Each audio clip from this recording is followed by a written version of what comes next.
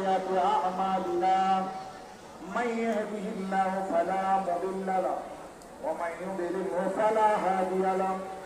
ونشهد أن لا إله إلا الله وحده لا شريك له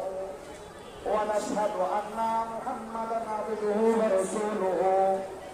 أما بعد فقد قال الله تعالى في كلامه الكريم وفرقانه المجيد إن الله وملائكته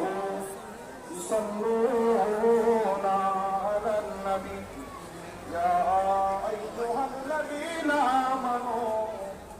صلوا عليه وسلموا